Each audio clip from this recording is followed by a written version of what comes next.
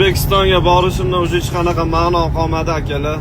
O'zbekistonga единственный borishga arziydigan narsa bu kecha bo'lib o'tgan Ummonda konsert edi. O'sha konsertga tushgan odamlarga O'zbekistonda turib Amerikaga kelgan odamki havas qilgandan ko'ra ko'proq o'sha konsertga tushgan odamlarga men ko'proq havas qildim. Yoshligimizda kerak bo'lsa hozirgi yoshlar ham bir-biridan yashirib uyalib Ummonda qo'shiqlarni uyida borib gulli ko'rpachasini tagida sevgilisini eslab yotsa kerak. Xullas hamma yaxshi ko'radi, hamma biladi Ummonni.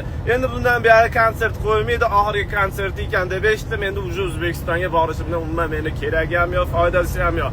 Va yana bitta narsa sizlarga.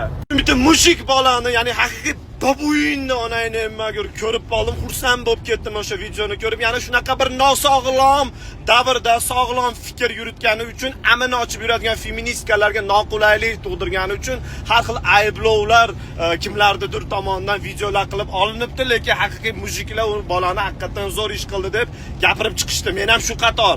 Xullas o'sha inson dastavkada ishlaydigan brat meni ko'ryapti turgan bo'lsangiz, lichkamga yozib yuboring yoki tanishlari bo'lsa menga yozib yuborsa, men o'sha bolaga Abdushi bir xachabi bir $100 pul tashlab yuborgim bor. Mujikligi uchun onasini emsin. Yozib yuboringlar.